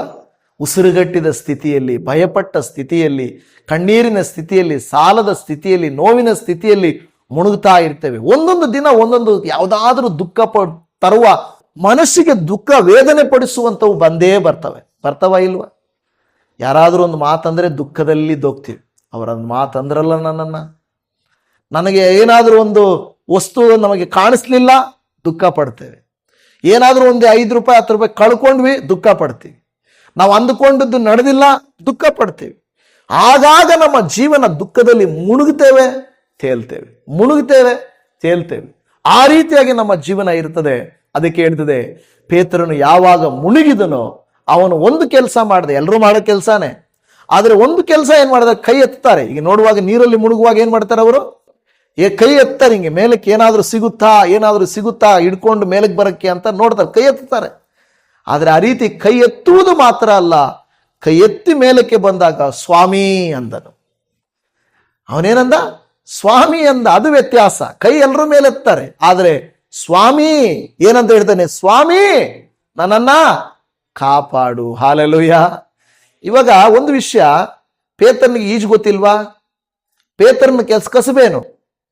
ಮೀನು ಹಿಡಿಯೋನಿಗೆ ಈಜು ಬರಲ್ವಾ? ಈಜು ಬಡಿದ್ರೆ ಮೀನು ಹಿಡಿಯಕ್ಕಾಗುತ್ತಾ? ಹಾಗಲ್ಲ, ಬರ್ದೇ ಬರ್ತದೆ. ಆದ್ರೂ ಅಷ್ಟೊಂದು ಯಾಕೆ ಏನಾಗಿದೆ ಗೊತ್ತಾ? ಸಮುದ್ರದ ತೆರೆಗಳು, ಗಾಳಿ ಬೀಸ್ತಾ ಇದೆ, ಅವನ ಕೈಯಲ್ಲಿ ಅದನ್ನು ಎದುರಿಸುವ ಶಕ್ತಿ ಇಲ್ಲ. ಸಮುದ್ರದ ತೆರೆಗಳನ್ನು ಎದುರಿಸುವ ಶಕ್ತಿ ಇಲ್ಲ. ನ್ಯೂಸಲ್ಲಿ ನೀವು ನೋಡ್ತಾ ಇರ್ತೀರಾ, ನದಿಯಲ್ಲಿ ಮುಳುಗಿ ಸಾವು, ಸಮುದ್ರದಲ್ಲಿ ಮುಳುಗಿ ಸಾವು. ಕೆಲವರು ಏನಂತ ಕೊಡ್ತಾರೆ ಗೊತ್ತಾ? ನಾನು ಬಲಶಾಲಿ. ಸಮುದ್ರಕ್ಕೆ ಹೋಗುವಾಗ ನಾವು ನೋಡ್ತಾ ಇರ್ತೀವಿ, ಕೆಲವರು ಏನ್ ಮಾಡ್ತಾರೆ, ಒಳಗೆ ಹೋಗ್ತಾನೇ ಇರ್ತಾರೆ. ಅವ್ರು ವಿಸಿಲ್ ಹೊಡೆದು ಆಚೆ ಬರ್ರಿ, ಇನ್ನು ಅಷ್ಟು ಹೋಗ್ಬೇಡ್ರಿ, ಈಚೆ ಬನ್ನಿ, ಈಚೆ ಬಂದ್ರೆ ಕೆಲವು ಹೋಗ್ತಾನೆ ಇರ್ತಾರೆ. ಏನಾಗ್ತದೆ ನೋಡ್ತೀನಿ ಅಂತ ಹೋಗ್ತಾರೆ. ಕೆಲವು ಸಾರಿ ಹಂಗಲ್ಲ, ಒಂದು ಮಿತಿ ಇದೆ. ನಮ್ಮ ಸ್ಟ್ರೆಂತ್, ನಮ್ಮ ಬಲಕ್ಕಿಂತಲೂ ಸಮುದ್ರದ ಬಲ ಜಾಸ್ತಿ, ನಮ್ಮ ಬಲಕ್ಕಿಂತಲೂ ನದಿಯ ಬಲ ಜಾಸ್ತಿ, ನಮ್ಮ ಬಲಕ್ಕಿಂತಲೂ ಗಾಳಿಯ ಬಲ ಜಾಸ್ತಿ, ನಮ್ಮ ಬಲಕ್ಕಿಂತಲೂ ನಿಸರ್ಗದ ಬಲ ಜಾಸ್ತಿ. ಅದರ ಅರ್ಥ ನಮ್ಮ ಜೀವಿತದಲ್ಲಿ ಕೂಡ ಬರುವ ಕಷ್ಟಗಳು ಹಾಗೇನೆ ನಮ್ಮ ಬಲಕ್ಕಿಂತಲೂ ಅವುಗಳ ಬಲ ಅಧಿಕವಾಗಿರುತ್ತವೆ. ಅಂತಹ ಸಂದರ್ಭದಲ್ಲಿ ನಾವೇನ್ ಮಾಡಬೇಕು? ನಮ್ಮ ಬಲದಿಂದಲ್ಲ, ನಮ್ಮ ಜ್ಞಾನದಿಂದಲ್ಲ, ನಮ್ಮ ಶಕ್ತಿಯಿಂದಲ್ಲ, ಪ್ರತಿ ಹೆಜ್ಜೆಯನ್ನು, ಪ್ರತಿ ಕ್ರಿಯೆಯನ್ನು ದೇವರೇ ಏಸಪ್ಪ ಕಾಪಾಡು. ನಾವು ದೇವರ ಹತ್ರ ಕೇಳಬೇಕು, ಸ್ವಾಮಿ ನನ್ನನ್ನ ಕಾಪಾಡು. ಅದಕ್ಕೆ ಯೋಬನ ಗ್ರಂಥದಲ್ಲಿ ಯೋಬನು ಅಂತ ಪರಿಸ್ಥಿತಿಯಲ್ಲಿದ್ದಾಗ ವಾಕ್ಯ ಹೇಳ್ತಾ ಇದೆ, ನಾಶನಕ್ಕೆ ಒಳಗಾಗದವನು ಕೈ ಎತ್ತುವುದಿಲ್ಲವೋ, ಕೈ ಚಾಚುವುದಿಲ್ಲವೋ ಅಂತ ಕೇಳ್ತಾ ಇದೆ. ಇವತ್ತು ದೇವರ ವಾಕ್ಯದಲ್ಲಿ ನಮಗೆ ಹೇಳ್ತಾ ಇದೆ, ಕೀರ್ತನೆಗಳು 51ನೇ ಕೀರ್ತನೆ 17ನೇ ವಾಕ್ಯದಲ್ಲಿ ನೀವು ನೋಡುವಾಗ ಅಲ್ಲಿ ಹೇಳ್ತಾ ಇದೆ, ದೇವರೇ ಪಶ್ಚಾತ್ತಾಪದಿಂದ ಜಜ್ಜಿ ಹೋದ ಮನಸ್ಸನ್ನ ನೀನು ತಿರಸ್ಕರಿಸುವುದಿಲ್ಲ. ದೇವರು ನಮ್ಮನ್ನ ಆತನೇನ್ ಮಾಡೋದಿಲ್ಲ, ತಿರಸ್ಕರಿಸುವುದಿಲ್ಲ. ಅನೇಕ ಸಂದರ್ಭಗಳಲ್ಲಿ ನಾವೇನಂದ್ಕೊಳ್ತೇವೆ ಅಂದ್ರೆ, ಅಯ್ಯೋಯ್ಯೋ ದೇವರನ್ನ ತಿರಸ್ಕರಿಸಿದ್ದಾನೆ ಎಂಬುದಾಗಿ. ಆದರೆ ನಾವೇನು ಮಾಡ್ತೇವೆ? ದೇವರ ಸಮ್ಮುಖಕ್ಕೆ ಸರಿಯಾಗಿ ಬರದೇ ಇರುವುದರಿಂದ ದೇವರು ಸಹಾಯ ಮಾಡುವುದಿಲ್ಲ. ಯೋಬನ ಬಗ್ಗೆ ನಾನು ಹೆಚ್ಚಾಗಿ ಹೇಳೋಕೆ ಹೋಗಲ್ಲ, ಯಾಕೆಂದ್ರೆ ನಮ್ಗೆ ಆಲ್ರೆಡಿ ಯೋಬನ ಬಗ್ಗೆ ತುಂಬಾ ಗೊತ್ತಿದೆ. ಆದರೆ ಇಲ್ಲಿ ನಾವು ನೋಡ್ತಾ ಇರುವಂಥದ್ದು, ನಾವು ಯಾವಾಗ ದೇವರ ಮುಂದೆ ಜಜ್ಜಿ ಹೋದ ಮನಸ್ಸಿನಿಂದ, ಕುಗ್ಗಿದ ಮನಸ್ಸಿನಿಂದ, ಸಹಾಯ ಬೇಕು ದೇವರೇ ಅನ್ನುವಂಥ ಮನಸ್ಸಿನಿಂದ ಬಂದರೆ ಆತನು ನಮ್ಮನ್ನ ತಿರಸ್ಕರಿಸುವುದಿಲ್ಲ. ದೇವರ ಬಳಿಗೆ ಬಂದವರನ್ನ ದೇವರು ಎಂದಿಗೂ ತಳ್ಳಿ ಬಿಡುವುದಿಲ್ಲ. ಯೇಸು ಸ್ವಾಮಿ ಹತ್ರ ಎಷ್ಟೋ ಜನರು ಬಂದರು, ಎಷ್ಟೋ ಜನರು ಶಾರೀರಿಕವಾಗಿ ಬಂದರು, ರೋಗಿಗಳು ಬಂದರು, ದೆವ್ವ ಹಿಡಿದವರು ಬಂದರು, ಕಷ್ಟದಲ್ಲಿರುವವರು ಬಂದರು, ಅನೇಕ ಸಮಸ್ಯೆಗಳಲ್ಲಿರುವಂಥವರು ಬಂದರು. ಅವರೆಲ್ಲರಿಗೂ ಯೇಸು ಸ್ವಾಮಿ ಹೇಳಿದಂಥ ಮಾತೇನೆಂದರೆ, ನೀನು ನಂಬ್ತೀಯಾ ಅಂತ ಕೇಳಿದರು. ಎಸ್ ಅಂದಾಗ ಯಾರು ಕೇಳಿಕೊಂಡ್ರು ಅವರಿಗೆ ದೇವರು ಉತ್ತರವನ್ನ ಕೊಟ್ಟರು. ಇವತ್ತು ನೀವು ನಾನು ಅಷ್ಟೇನೆ, ನಾವು ನಮ್ಮನ್ನ ದೇವರ ಕಡೆಗೆ ತಿರುಗಿಸಿಕೊಳ್ಳುವಾಗ ದೇವರು ಉತ್ತರಿಸುತ್ತಾರೆ. ಹಲ್ಲೆಲೂಯಾ. ಅದರಿಂದ ಇಲ್ಲಿ ಹೇಳ್ತಿರುವಂತ ಮಾತು, ಈಗ 51ನೇ ಕೀರ್ತನೆ 17ರಲ್ಲಿ ಹೇಳಿದ ಹಾಗೆ ನಮ್ಮ ಮನಸ್ಸನ್ನ ದೇವರ ಕಡೆಗೆ ತಿರುಗಿಸಬೇಕು. ನಮ್ಮ ಮನಸ್ಸನ್ನ ಎಲ್ಲಿಗೆ ತಿರುಗಿಸಬೇಕು? ದೇವರ ಕಡೆಗೆ ತಿರುಗಿಸಬೇಕು. ಲೋಕ ನೋಡಿ, ಲೋಕ ಹೇಗಂದ್ರೆ ಸಮುದ್ರದ ರೀತಿಯಲ್ಲಿ ಅದು ಗಾಳಿಯನ್ನ ಬೀಸ ಮಾಡುತ್ತದೆ, ತೆರೆಗಳನ್ನ ಬೀಸ ಮಾಡುತ್ತದೆ, ನಮ್ಮನ್ನ ಮುಳುಗಿಸಲಿಕ್ಕೆ ನೋಡ್ತದೆ, ನಮ್ಮನ್ನು ಉದ್ಧಾರ ಮಾಡಲಿಕ್ಕೆ ಲೋಕ ನೋಡೋದೇ ಇಲ್ಲ. ಅದನ್ನು ಎದುರಿಸಿದವರು ಏನ್ ಮಾಡ್ತಾರೆ? ಜಯಿಸಲಿಕ್ಕೆ ನೋಡ್ತಾರೆ. ಅದನ್ನು ಎದುರಿಸಬೇಕು. ನಾವು ಎದುರಿಸುವಾಗಲೇ ಜಯಿಸಲಿಕ್ಕೆ ಸಾಧ್ಯ. ಯಾರೋ ಒಂದು ಮಾತಂದ್ರು, ಏನೋ ಒಂದು ಅನಾರೋಗ್ಯ ಬಂತು, ಏನೋ ಒಂದು ಸಮಸ್ಯೆ ಬಂತು, ಅದನ್ನೇ ನೆನಪಲ್ಲಿ ಇಟ್ಟುಕೊಂಡು ಅದನ್ನೇ ಯೋಚನೆ ಮಾಡಿ ನನ್ನ ಕತೆ ಮುಗಿಯಿತು ಅಂದುಕೊಳ್ಳುವುದಲ್ಲ. ಬದಲಾಗಿ ನಾವೇನ್ ಮಾಡಬೇಕು? ದೇವರು ನನ್ನ ಸಹಾಯಕನೆಂದು ನೆನೆಸಿ ದೇವರ ಕೈಗೆ ನಮ್ಮನ್ನ ಸಮರ್ಪಣೆ ಮಾಡಬೇಕು. ಮೊದಲ ಸಮುವೇಲನ ಗ್ರಂಥದಲ್ಲಿ 1ನೇ ಅಧ್ಯಾಯ 10 ಮತ್ತು 11ನೇ ವಾಕ್ಯದಲ್ಲಿ ನಾವು ನೋಡುತ್ತಾ ಇದ್ದೇವೆ, ಹನ್ನಳು ದೇವರಿಗೆ ಮೊರೆಯಿಟ್ಟು ಆಕೆ ಕೇಳಿದ್ದನ್ನು ನಾವು ನೋಡುತ್ತಾ ಇದ್ದೇವೆ. 1 ಸಮುವೇಲ 1ನೇ ಅಧ್ಯಾಯ 10-11, ಬಹು ದುಃಖದಿಂದ ಕಣ್ಣೀರು ಸುರಿಸುತ್ತಾ ಯೆಹೋವನನ್ನು ಕುರಿತು, ಸೇನಾಧೀಶ್ವರನಾದ ಯೆಹೋವನೇ ನಿನ್ನ ದಾಸಿಯ ದುಃಖವನ್ನ ಪರಾಂಬರಿಸು. ಅನ್ನಳ ಪ್ರಾರ್ಥನೆ ನಮಗೆ ಗೊತ್ತು. ಆಕೆ ಏನ್ ಮಾಡಿದ್ರು? ಯಾವುದೋ ಅಲ್ಲಿ ಹೋಗ್ಬಿಟ್ಟು ಏಲಿ ಇದ್ದ, ದೇವಾಲಯದಲ್ಲಿ ಏಲಿ ಇದ್ದ ಪಾಸ್ಟ್ರು, ಅವನತ್ರ ಹೋಗಿ ಕಣ್ಣೀರು ಹಾಕ್ಲಿಲ್ಲ, ಅವನತ್ರ ಹೋಗಿ ಹೇಳಲಿಲ್ಲ, ಅಯ್ಯ ನನಗೆ ಈ ತರ ನೋವಿದೆ, ನನಗೆ ಈ ತರ ಕಷ್ಟ ಇದೆ, ನನಗೆ ಗರ್ಭಫಲ ಇಲ್ಲ ಅಂತ ಅವರ ಹತ್ರ ಹೇಳಲಿಲ್ಲ. ಆಕೆ ನೇರವಾಗಿ ದೇವಾಲಯದಲ್ಲಿ ಹೋಗಿ ಕೂತುಕೊಂಡು ಅಳುತ್ತಾ ಪ್ರಾರ್ಥನೆ ಮಾಡಿ ದೇವರ ಬಳಿಯಲ್ಲಿ ಪ್ರಾರ್ಥನೆ ಮಾಡಿದರು. ಏನಂತ? ಯೆಹೋವನನ್ನ ಕುರಿತು. ಅಂದ್ರೆ ಅದರ ಅರ್ಥ ಯೆಹೋವನ ಬಳಿಯಲ್ಲಿ, ದೇವರ ಬಳಿಯಲ್ಲಿ ಹೋದಳು. ಇವತ್ತೇನ್ ಮಾಡ್ತೇವೆ? ಅನೇಕ ಜನರು ನಾವು ನೇರವಾಗಿ ದೇವರ ಬಳಿಗೆ ಹೋಗಲಿಕ್ಕೆ ನಮಗೆ ಸ್ವಲ್ಪ ಸಂಕುಚಿತ ಮನೋಭಾವ. ಅದಕ್ಕೆ ಬದಲಾಗಿ ನಾವೇನ್ ಮಾಡ್ತೇವೆ? ಸೇವಕರ ಬಳಿಯಲ್ಲಿ ಹೋಗ್ತೇವೆ, ಜನರ ಬಳಿಯಲ್ಲಿ ಹೋಗ್ತೇವೆ, ಅಧಿಕಾರಿಗಳ ಬಳಿಯಲ್ಲಿ ಹೋಗ್ತೇವೆ. ಈಕೆ ಯೆಹೋವನನ್ನು ಕುರಿತು ಹೇಳಿದರು, ಸೇನಾಧೀಶ್ವರನಾದ ಯೆಹೋವನೇ, ನಿನ್ನ ದಾಸಿಯ ದುಃಖವನ್ನ ಪರಾಮರಿಸು. ಆಕೆ ದೇವರ ಕಡೆಗೆ ತನ್ನ ಕೈಗಳನ್ನು ಎತ್ತುತ್ತಾ ಇದ್ದಾಳೆ. ದೇವರ ಕಡೆಯಲ್ಲಿ ನನ್ನ ಸಹಾಯವು ಬೇಕೆಂದು ಆಕೆ ಕೇಳ್ಕೊಳ್ತಾ ಇದ್ದಾಳೆ. ಇವತ್ತು ನೀವು ನಾನು ಅಷ್ಟೇನೆ, ನಾವು ನೇರವಾಗಿ ದೇವರ ಬಳಿಯಲ್ಲಿ ಸಂಬಂಧವನ್ನ ಇಟ್ಟುಕೊಳ್ಳಬೇಕು. ದೇವರ ಬಳಿಯಲ್ಲಿ ನಾವು ಕೇಳಬೇಕು. ಆತನು ಹೇಳುವ ವಾಕ್ಯ ಆತನು ತಿರಸ್ಕರಿಸುವುದಿಲ್ಲ. ಆತನು ಪರಾಮರ್ಶಿಸುವಂತ ದೇವರಾಗಿದ್ದಾನೆ. ಪೌಲನು 2 ಕೊರಿಂಥದವರಿಗೆ ಬರೆದ ಪತ್ರಿಕೆಯಲ್ಲಿ 1ನೇ ಅಧ್ಯಾಯದ 8ನೇ ವಚನವನ್ನು ಹೇಳುತ್ತದೆ. 2 ಕೊರಿಂಥ 1:8 ಹೇಳುತ್ತದೆ, ನಾವು ಬಲವನ್ನು ಮೀರಿದಂತ ಅತ್ಯಧಿಕವಾದ ಭಾರದಿಂದ ಕುಗ್ಗಿ ಹೋಗಿದ್ದಾಗ ದೇವರನ್ನ ಕೂಗಿಕೊಂಡವು ಎಂದು ಹೇಳುತ್ತಾ ಇದೆ. ಪೌಲ್ ಹೇಳ್ತಾನೆ, ನಮ್ಮ ಬಲವನ್ನು ಮೀರಿದಂತ ಅತ್ಯಂತ ಅಧಿಕವಾದ ಭಾರ. ನಮಗೊಂದು ಸ್ಟ್ರೆಂತ್ ಇರುತ್ತೆ. ಉದಾಹರಣೆಗೆ ನೀವು ಎತ್ತರಿ ಅಂತ ಹೇಳಿದ್ರೆ ಒಂದು 20 kg ನೀವು ಎತ್ತಬಹುದು. ಕೆಲವರು 50 kg ಕೂಡ ಎತ್ತಬಹುದು, 60 kg ಕೂಡ ಎತ್ತಬಹುದು. ಆಮೇಲೆ ಎತ್ತರಿ ಅಂದ್ರೆ ಆಗಲ್ಲ. ಯಾಕೆಂದ್ರೆ ನನ್ನ ಕೆಪಾಸಿಟಿ ಅಷ್ಟೇ. ಪ್ರತಿ ಜಾಗದಲ್ಲಿ ನೋಡ್ರಿ ಕೆಪಾಸಿಟಿ ಹಾಕಿರ್ತಾರೆ. ಈ ಪ್ರತಿ ವಸ್ತುವಿಗೂ ಕೆಪಾಸಿಟಿ ಇದೆ. ಒಂದು ಫ್ಯಾನ್ಗೆ ಇಷ್ಟೇ ವೋಲ್ಟ್ ಇರಬೇಕು, ಇಷ್ಟೇ ವೋಲ್ಟೇಜ್ ಇರಬೇಕು. ಒಂದು ಲಿಫ್ಟ್ಗೆ ಇಷ್ಟೇ ಜನ, ಇಷ್ಟೇ ತೂಕ ಇರಬೇಕು. ಇಷ್ಟು ಒಂದು ಗಾಡಿಗೆ ಇಷ್ಟೇ ವೆಯ್ಟು ಅಲ್ವಾ? ಒಂದು ಕೆಪಾಸಿಟಿ ಅಂತ ಕೊಟ್ಟಿರ್ತಾರೆ. ಅದಕ್ಕೆ ಮೇಲೆ ಅದು ಮಾಡಕ್ಕಾಗಲ್ಲ. ಆ ಕೆಪಾಸಿಟಿ ಮೀರಿದಾಗ ಸಹಿಸಕ್ಕಾಗಲ್ಲ. ನಾವು ಅಂದುಕೊಳ್ತೇವೆ ಕೆಲವು ಸಾರಿ ನನ್ನ ಕೆಪಾಸಿಟಿ ಇಷ್ಟೇ. ದೇವಜನವೇ, ಕೆಲವರು ನೋಡ್ರಿ, ಕೆಲವು ಮಕ್ಕಳನ್ನ, ವಿದ್ಯಾರ್ಥಿಗಳನ್ನ ನೋಡ್ರಿ, ಇಲ್ಲ ನನಗೆ ಓದಕ್ಕಾಗಲ್ಲ, ನಾನು ಎಷ್ಟು ಕಷ್ಟಪಟ್ಟರು ನನಗೆ ಇಷ್ಟೇ ಗೊತ್ತಾಗೋದು, ಇಷ್ಟೇ ಅಂತ ಹೇಳ್ತಾರೆ. ಮತ್ತೆ ಕೆಲವು ಮಕ್ಕಳು 625ಕ್ಕೆ 625 ಹೆಂಗ್ ತೆಗಿತಾರೆ ಅಲ್ವಾ? ಅವ್ರ ಕೆಪಾಸಿಟಿ ಏನು? ಅವ್ರ ಕೆಪಾಸಿಟಿ ಜಾಸ್ತಿ. ಹೌದು, ಅವ್ರ ಕೆಪಾಸಿಟಿ ಜಾಸ್ತಿ ಇರ್ಬೋದು. ನಿನ್ನ ಕೆಪಾಸಿಟಿ, ಅವರ ಕೆಪಾಸಿಟಿ, ಬೇರೊಬ್ಬರ ಕೆಪಾಸಿಟಿ ಅಷ್ಟಿದೆ. ಪೌಲನು ಹೇಳ್ತಾನೆ, ನಮ್ಮ ಬಲವನ್ನು ಮೀರಿದ ಅತ್ಯಂತಧಿಕವಾದ ಭಾರ ಬಂದಾಗ ನಾವು ದೇವರಿಗೆ ಕೂತ್ಕೊಂಡೆವು. ಇವತ್ತು ನೀವು ನಾನು ಕೂಡ ಕೆಲವು ಸಾರಿ ನಮಗೆ ಮ್ಯಾನೇಜ್ ಮಾಡಕ್ಕಾಗದೇ ಇರುವಂತ ಭಾರ ಜಾಸ್ತಿ ಆಗುವಂತ ಪರಿಸ್ಥಿತಿ ಬಂದಾಗ ದೇವರ ಮೇಲೆ ನಾವು ಹಾಕಬೇಕು. ಆದರೆ ಮನುಷ್ಯರೇನ್ ಮಾಡ್ತಾರೆ ಗೊತ್ತಾ? ದೇವರ ಮೇಲೆ ಹಾಕಕ್ ಹೋಗಲ್ಲ, ತಾವೇ ಎಲ್ಲ ಮಾಡ್ತಾರೆ. ಕೆಲವರು ಲೋಕದಲ್ಲಿ ಸಕ್ಸಸ್ ಆಗ್ತಾರೆ, ಇಲ್ಲ ಅಂತಲ್ಲ. ದೇಶದ ಲೌಕಿಕವಾಗಿ ಅವರು ಸಕ್ಸಸ್ ಆಗ್ತಾರೆ. ಆತ್ಮಿಕವಾದ ಕಾರ್ಯಗಳಿಗೆ ನೀವು ಉತ್ತರ ಹೇಳಿ. ಆತ್ಮಿಕವಾದಂಥ ಕಾರ್ಯಗಳಿಗೆ ನೀವು ಉತ್ತರ ಹೇಳಿ. ಆತ್ಮಿಕವಾದಂಥ ಕಾರ್ಯಗಳಿಗೆ ದೇವರು ಬಿಟ್ರೆ ಬೇರೆ ಯಾರು ನಮಗೆ ಸಹಾಯ ಮಾಡಕ್ಕೆ ಸಾಧ್ಯ ಇಲ್ಲ. ನಮ್ಮನ್ನ ರಕ್ಷಿಸಲಿಕ್ಕೆ ಲೋಕದಲ್ಲಿ ಯಾರಿಂದಾದರೂ ಆಗುತ್ತಾ? ನಮ್ಮನ್ನ ಕಾಪಾಡಲಿಕ್ಕೆ, ನಮ್ಮ ಪಾಪಗಳನ್ನು ಪರಿಹಾರ ಮಾಡಲಿಕ್ಕೆ, ನಿತ್ಯ ಜೀವವನ್ನು ಕೊಡಲಿಕ್ಕೆ ಯಾರಿಂದಾದರೂ ಆಗುತ್ತಾ? ಹಣದಿಂದ ಆಗುತ್ತಾ? ಅಧಿಕಾರದಿಂದ ಆಗುತ್ತಾ? ಸರ್ಕಾರದಿಂದ ಆಗುತ್ತಾ? ಆಗಲ್ಲ. ನೋಡಿ, ಲೌಕಿಕವಾಗಿ ಯಾವುದೇ ಸಹಾಯವನ್ನು ನೀವು ಪಡ್ಕೊಳ್ಳಬಹುದು, ಆದರೆ ಆತ್ಮೀಕವಾದ ಸಹಾಯವನ್ನ ದೇವರು ವಿನಃ ನಿಮಗೆ ಬೇರೆ ಯಾರು ಕೊಡಲಿಕ್ಕೆ ಸಾಧ್ಯವಿಲ್ಲ. ನಮ್ಮನ್ನು ನಮ್ಮ ಪಾಪಗಳಿಂದ, ನಮ್ಮನ್ನು ನಮ್ಮ ದುರ್ಗುಣಗಳಿಂದ, ನಮ್ಮನ್ನು ನಮ್ಮ ಕೆಟ್ಟತನಗಳಿಂದ ನಮ್ಮನ್ನು ಬಿಡಿಸಲಿಕ್ಕೆ ಯಾರಿಂದಲೂ ಸಾಧ್ಯವಿಲ್ಲ. ಅದು ದೇವರಿಂದಲೇ ಮಾತ್ರ ಸಾಧ್ಯ ಆಗಿದೆ. ಆದುದರಿಂದ ನಾವು ದೇವರ ಬಳಿಗೆ ಬರ್ತೇವೆ.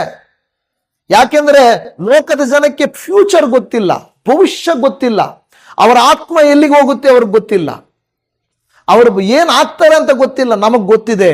ಯಾಕೆಂದ್ರೆ ನಾವು ನಮ್ಮ ಶರೀರವನ್ನಲ್ಲ, ನಾವು ನಮ್ಮ ಆತ್ಮವನ್ನು ಹೆಚ್ಚಾಗಿ ಗಮನಿಸ್ತೇವೆ. ಕ್ರೈಸ್ತರಿಗೆ ಮುಖ್ಯವಾಗಿ ಶರೀರ ಮುಖ್ಯ ಅಲ್ಲ. ಅದಕ್ಕೆ ಮರಣದ ಸಮಯದಲ್ಲಿ ಕೂಡ ಕ್ರೈಸ್ತರು ಮರಣವನ್ನು ಹೇಗೆ ನೆನೆಸ್ತಾರೆ ಗೊತ್ತಾ? ಮರಣವನ್ನು ಒಂದು ನಿದ್ದೆಯಾಗಿ ನೆನೆಸ್ತಾರೆ. ಏನು ಮರಣ ಅನ್ನೋದು ನಮಗೆ ಅಯ್ಯೋಯ್ಯೋ ನಾನು ಸತ್ತೋಗ್ತೀನಿ ನನಗೆ ಅಲ್ಲ. ನಮಗೆ ಮರಣ ಎಂಬುದು ನಿದ್ರೆಗೆ ಸಮಾನ. ಅದರರ್ಥ ನಾವು ಈ ಲೋಕಕ್ಕಾಗಿ ಜನಿಸಿದವರಲ್ಲ, ನಾವು ಈ ಲೋಕವನ್ನು ಪ್ರೀತಿಸುವವರಲ್ಲ, ನಾವು ಈ ಲೋಕದಲ್ಲಿ ಇರುವಂತವರಲ್ಲ. ನಾವು ಪರಲೋಕ ಭಾವದವರು, ಪರಲೋಕದವರು ನಾವು. ಹಾಗಿರುವಾಗ ನೋಡಿ, ಲೋಕದ ಎಷ್ಟೇ ಆಸ್ತಿ ಐಶ್ವರ್ಯ ಏನೇ ನಾವು ಕೊಟ್ಟರೂ ಕೂಡ ಸಿಗದೇ ಇರುವಂತ ಆಶೀರ್ವಾದವನ್ನ ದೇವರು ನಮಗೆ ಕೊಟ್ಟಿದ್ದಾರೆ. ಅದೇನಂದೆ ನಿತ್ಯ ಜೀವ, ಅದೇ ರಕ್ಷಣೆ. ಅದು ನಮ್ಮ ಜೀವಿತದಲ್ಲಿ ಇದೆ ಅಂದರೆ ನಾವು ಎಲ್ಲವನ್ನೂ ಹೊಂದಿಕೊಂಡಂತೆ. ಭೂಮಿಯ ಮೇಲೆ ಒಂದು ಸೌಭಾಗ್ಯ ಇದೆ ಅಂದರೆ, ಆ ಧನ್ಯತೆಯ ಜೀವನ ಇದೆ ಅಂದರೆ ರಕ್ಷಿಸಲ್ಪಡುವುದು, ನಿತ್ಯ ಜೀವವನ್ನು ಹೊಂದಿಕೊಳ್ಳೋದು. ಬಂಗ್ಲೆ ಮಾಡೋದಲ್ಲ, PhD ಮಾಡಿ ಡಾಕ್ಟರೇಟ್ ಮಾಡೋದಲ್ಲ, ದುಡ್ಡು ಮಾಡಿ ಐಶ್ವರ್ಯವಂತನ ಅನ್ಸ್ಕೊಳ್ಳೋದಲ್ಲ. ಯಾಕೆಂದ್ರೆ ನಿಮಗೆಲ್ಲ ಗೊತ್ತಿದೆ, ಐಶ್ವರ್ಯವಂತನು ಎಲ್ಲಿದ್ದನು? ಪಾತಾಳದಲ್ಲಿದ್ದನು. ಬೈಬಲಲ್ಲಿ ಹೇಳುತ್ತದೆ, ಐಶ್ವರ್ಯವಂತನೆಲ್ಲಿದ್ದನು? ಪಾತಾಳದನು. ಆದ ಲಾಜರ್ನಲ್ಲಿದ್ದನು? ಪರದೈಸಿಯಲ್ಲಿದ್ದನು. ಪಾತಾಳ, ಪರದೈಸಿ. ಸೊ ಪಾತಾಳದಲ್ಲಿದ್ದನು, ಪರದೈಸಿ. ನೋಡಿ, ಲಾಜರ್ನಿಗೆ ಏನೂ ಇರಲಿಲ್ಲ, ಅವನು ಪರದೈಸಿಗೆ ಹೋದ. ಹೇಗೆ ನೋಡಿದ್ರ? ಹಾಗಾದ್ರೆ ನಮ್ಮ ಐಶ್ವರ್ಯವು, ನಮ್ಮಲ್ಲಿರುವಂತ ಏನು ಹಣವು ನಮಗೆ ಆ ಒಂದು ಪರಲೋಕ ರಾಜ್ಯವನ್ನು ಕೊಡೋದಿಲ್ಲ. ಬದಲಾಗಿ ನಮಗೆ ಕೊಡುವಂಥದ್ದು, ಪರಲೋಕ ರಾಜ್ಯವನ್ನು ಕೊಡುವಂಥದ್ದು ದೇವರು ಮಾತ್ರವೇ ಆಗಿದ್ದಾರೆ. ಹಲ್ಲೆಲೂಯಾ.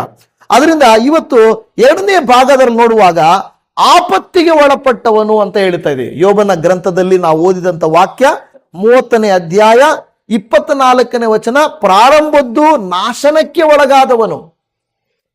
ನರಕದಿಂದ, ಪಾಪದಿಂದ ನಮ್ಮನ್ನ ಬಿಡಿಸಲಿಕ್ಕೆ ಯಾರು ಶಕ್ತರಿದ್ದಾರೆ?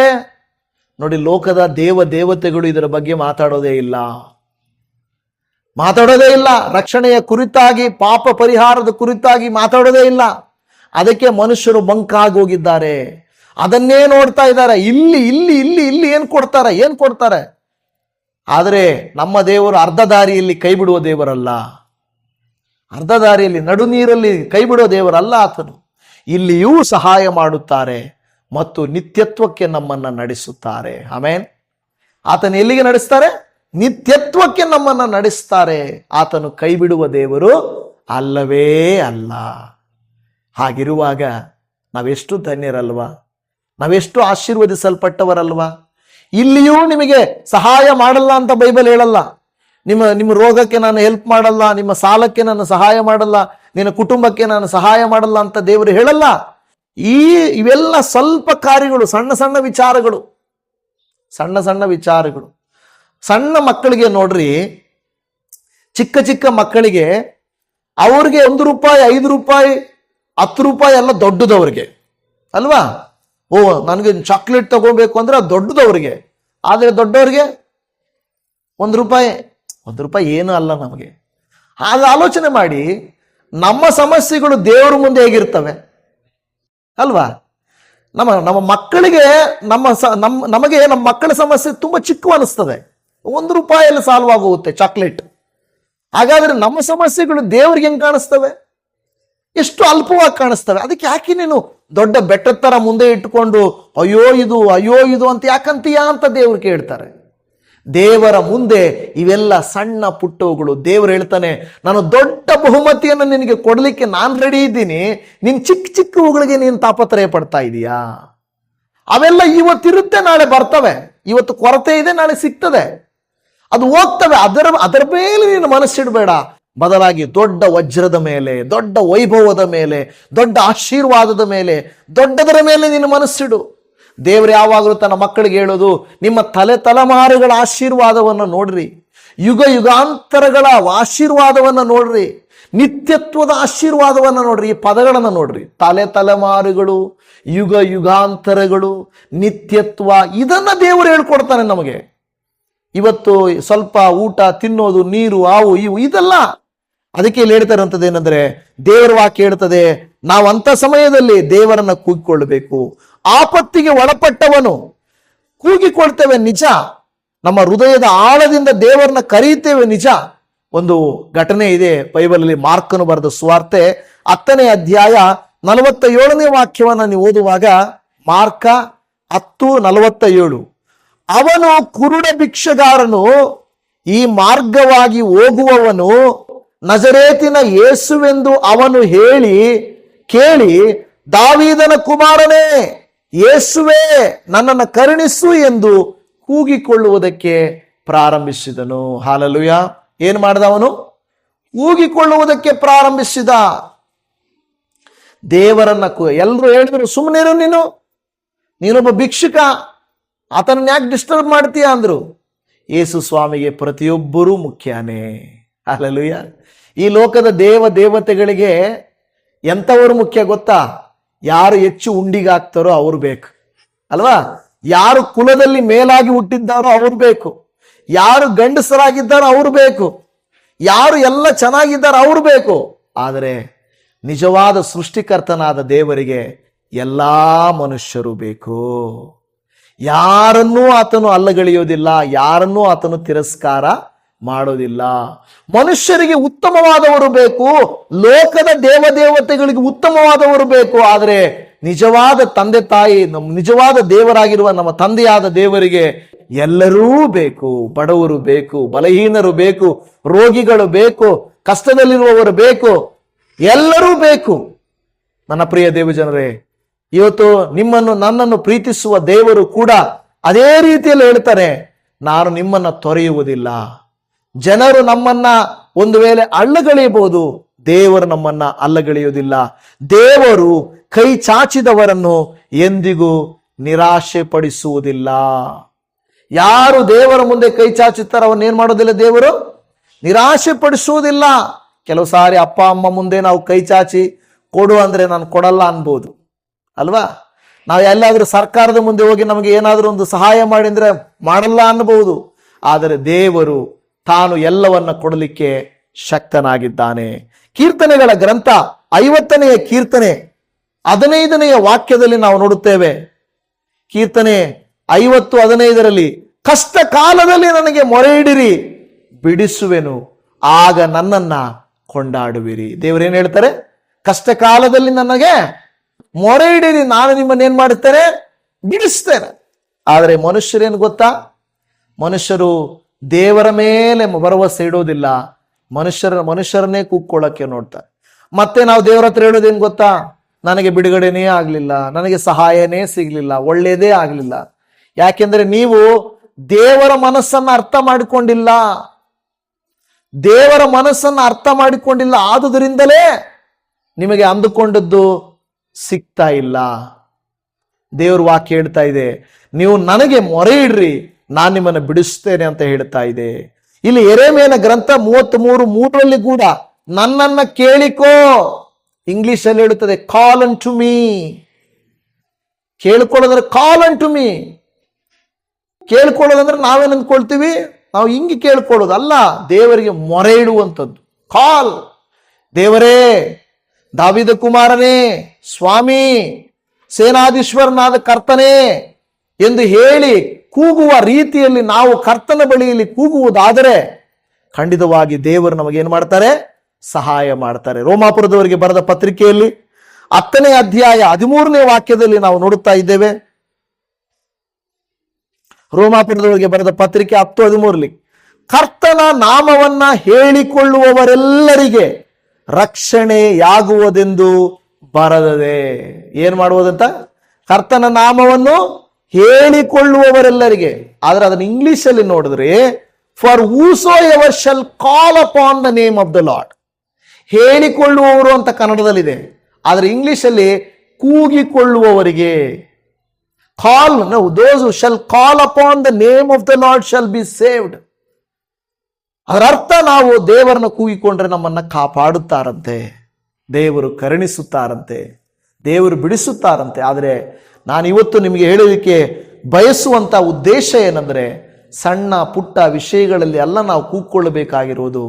ದೊಡ್ಡ ಕಾರ್ಯಗಳಲ್ಲಿ ದೇವರೇ ನನ್ನನ್ನ ನೀನು ಕಾಪಾಡು ಎಂದು ಕೇಳಿಕೊಂಡ್ರೆ ಖಂಡಿತವಾಗಿ ಕರ್ತನು ನಮ್ಮನ್ನ ಕಾಪಾಡುವಂತವನು ಆಗಿದ್ದಾನೆ. ಅದರಿಂದ ಇವತ್ತು ನಾವು ಕರ್ತನ ಸಮ್ಮುಖದಲ್ಲಿ ಬಂದಿರುವ ಹಾಗೆ, ಹೇಗೆ ಅನ್ನಳು ದೇವರನ್ನ ಕೂಗಿಕೊಂಡಳು, ಬಾರ್ತುಮೆಯನ್ನು ಕೂಗಿಕೊಂಡನು, ಪೇತ್ರನು ಕೂಗಿಕೊಂಡನು, ಯೋಬನು ಕೂಗಿಕೊಂಡನು, ಇವರೆಲ್ಲರೂ ಕೂಗಿಕೊಂಡಾಗ ಕರ್ತನು ಅವರಿಗೆ ಸ್ಪಂದಿಸಿದನು, ಉತ್ತರವನ್ನು ಕೊಟ್ಟನು.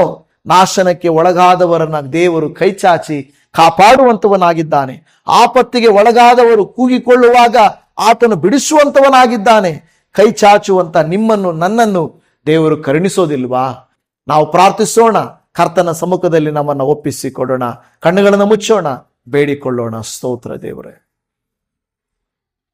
ಅಪ್ಪ ದೇವರೇ, ನಿನ್ನ ಪರಿಶುದ್ಧವಾದ ಕರುಣೆಯ ಕರಕ್ಕೆ ನಮ್ಮನ್ನು ಒಪ್ಪಿಸಿಕೊಡುತ್ತಾ ಇದ್ದೇವೆ. ನೀನು ಒಳ್ಳೆಯವನಾದ ಕರ್ತನು, ಪರಿಶುದ್ಧನಾದ ದೇವರು. ನಿನ್ನ ವಾಕ್ಯ ಇವತ್ತು ನಮಗೆ ಹೇಳಿಕೊಟ್ಟಿದೆ ಸ್ವಾಮಿ. ನಾವು ಕರ್ತನೇ ಆಪತ್ತುಗಳಲ್ಲಿರುವಾಗ, ಕಷ್ಟಗಳಲ್ಲಿರುವಾಗ, ಕಣ್ಣೀರುಗಳಲ್ಲಿರುವಾಗ, ನೋವುಗಳಲ್ಲಿರುವಾಗ, ಸಾಲಗಳಲ್ಲಿರುವಾಗ ನನ್ನನ್ನು ಕರೆ, ನನ್ನನ್ನು ಕೇಳಿಕೋ, ನನ್ನನ್ನು ಬೇಡಿಕೋ, ನಾನು ನಿನಗೆ ಸಹಾಯ ಮಾಡುತ್ತೇನೆ. ನನ್ನ ಪ್ರಿಯ ಸಹೋದರಿ ಸಹೋದರರೇ, ನಿಮ್ಮ ಕಷ್ಟ ಏನಾಗಿದೆ ಇವತ್ತು? ಓ, ನನ್ನ ಜೀವನ ಚೆನ್ನಾಗಿತ್ತು, ಈಗ ಹಾಳಾಗಿದೆ ಎಂದು ದುಃಖ ಪಡುತ್ತಾ ಇದ್ದೀರಾ? ಸಣ್ಣ ಪುಟ್ಟ ಕಾರ್ಯಗಳ ಮೇಲೆ ಮನಸ್ಸಿಟ್ಟು ನೊಂದು ಹೋಗಿದ್ದೀರಾ? ಸೋತು ಹೋಗಿದ್ದೀರಾ? ದೇವರು ಹೇಳ್ತಾ ಇದ್ದಾರೆ, ನಿನ್ನನ್ನು ನಾನು ನರಕದಿಂದ ತಪ್ಪಿಸಿದ್ದೇನೆ, ನಿನ್ನನ್ನು ಪಾಪದಿಂದ ಮೇಲೆತ್ತಿದ್ದೇನೆ, ನಿನ್ನ ಜೀವಿತವನ್ನು ನಿತ್ಯತ್ವಕ್ಕೆ ನಾನು ಸ್ಥಿರಪಡಿಸಿದ್ದೇನೆ. ಇದೆಲ್ಲ ಮಾಡಿದ ದೇವರು ಈ ಸಣ್ಣ ಕಾರ್ಯದಲ್ಲಿ ನಾನು ನಿನ್ನನ್ನು ಬಿಡಿಸದೇ ಇರುವೆನೇ? ನಾನು ನಿನಗೆ ಸೌಖ್ಯ ಕೊಡದೇ ಇರುವೆನೇ? ಒಂದು ಮುಕ್ತಿ ಕೊಡದೇ ಇರುವೆನೇ? ನಾನು ಕೊಡುತ್ತೇನೆ ಎಂದು ಹೇಳುವ ದೇವರು ನೀನಾಗಿದ್ದೀಯಪ್ಪ. ಅದಕ್ಕಾಗಿ ನಿನಗೆ ಸ್ತೋತ್ರ.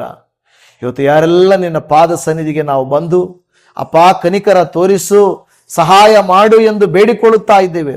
ಹನ್ನಳಂತಾಗಿರ್ಬೋದು, ಬಾರ್ತಿಮೇಯನಂತಾಗಿರ್ಬೋದು, ಪೇತ್ರನಂತಾಗಿರ್ಬೋದು, ಯೋಬನಂತಾಗಿರ್ಬೋದು, ನಮ್ಮ ವೇದನೆಯಲ್ಲಿ, ನಮ್ಮ ದುಃಖದಲ್ಲಿ, ನಮ್ಮ ಕಷ್ಟದಲ್ಲಿ ನಿನ್ನನ್ನು ಕೂಗಿಯುವಾಗ, ಓ ದೇವರೇ, ಇಸ್ರಾಯೇಲರು ದಾಸತ್ವದಲ್ಲಿರುವಾಗ ವಿಮೋಚನ ಕಾಂಡದಲ್ಲಿ ನಾವು ನೋಡಿದೆವು ಸ್ವಾಮಿ ದೇವರೇ.